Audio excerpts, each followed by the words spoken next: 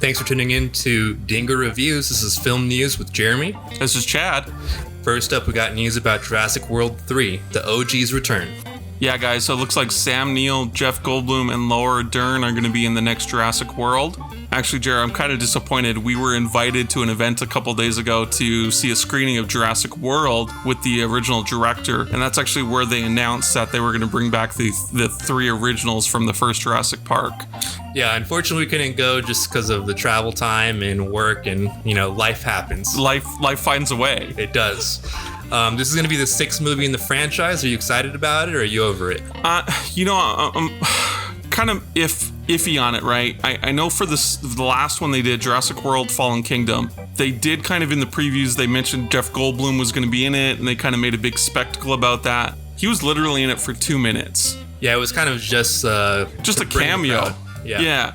So I'm kind of wondering, are they going to be in the next movie for a cameo, or are they going to be actual, significant roles? Yeah, I'm hoping that if they're going to be in it, the movie should center around them. Hopefully it's not another Star Wars where the original cast is in it for all of 5 minutes. Right, exactly.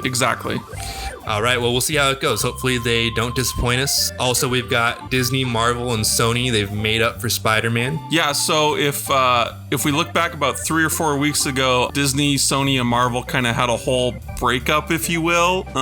Spider-Man was in the last 5 MCU movies. He had 2 of his solo movies, and then he was in 3 team-up ones. That was the original negotiations. They went back and they were trying to redo it, and apparently those talks broke up and whatnot. And then recently they've decided to make up. Yeah, it's interesting because it seemed like that whole little fight, or so it was all of 2 weeks, kind of like a high school breakup. Yeah. I mean, if we look back at, I think of Friends, and I think of, Rachel and Ross, right? But they're back in talks, so it looks like Spider-Man will be back in for at least one more solo movie. Yeah, it looks like the part where he was, we're on a break. Exactly. Right? We were on a break!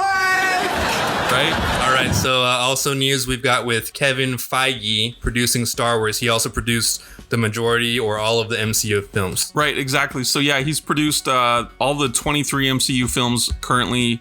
He did some production before that. I know he's produced a lot of the X-Men films from Fox, some previous Spider-Man films with Sony, that sort of thing. I think this is just kind of, maybe getting ahead of Star Wars fatigue. They realized Disney, he's got a great track record. Let's kind of bring him into Star Wars, maybe revitalize that a little bit. Some of the disappointment behind the box office with Solo last year. Of course, we've got Episode 9 coming out, but I think, some fans might be on that fatigue level. Yeah, and we don't really know anything about this yet. It's a film with no details. We just know that he is on board. I think that this could be good, though, with his success track record with Marvel. He could breathe some new life into this, and as someone who's a fan of the original Star Wars movies, I'm hoping he has a couple tricks that he can pull out of his hat. Absolutely. Next, we'll talk about, so it looks like Jonah Hill's in talks to play a villain potentially in Matt Reeves' Batman, scheduled for release in 2021. Yeah, and this is interesting because Matt Reeves directed Dawn of the Planet of the Apes, which is a pretty successful sci-fi film. Let Me In, which is a reboot of I believe, Norwegian it was a foreign vampire movie. He also directed Cloverfield back a couple years ago. But yeah, Matt Reeves got a lot of direction under his belt. Jonah Hill, we remember, is obviously from Superbad. He was also supporting in Wolf of Wall Street. Yeah, he was pretty good in Wolf of Wall Street. He was excellent in that movie. He's got a lot of people remember him from a lot of comedies he's done, but he's definitely got some acting chops. So I'm excited. I've heard that maybe possibly the Penguin or even the Riddler. So we'll see how that goes.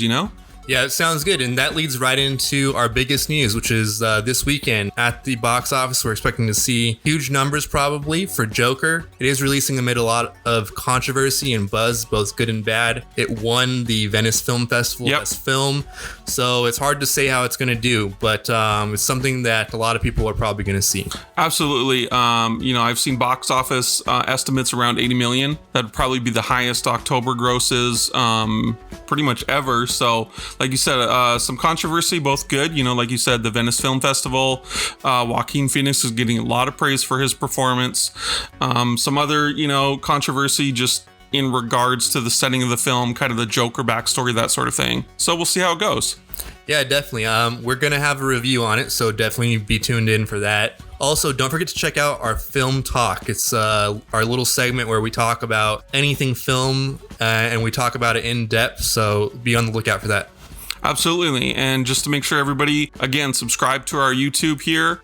Leave us any comments, anything you want us to review or talk about in the future. And that pretty much covers it for today. All right. Thanks for tuning in. We appreciate it. That's Film News.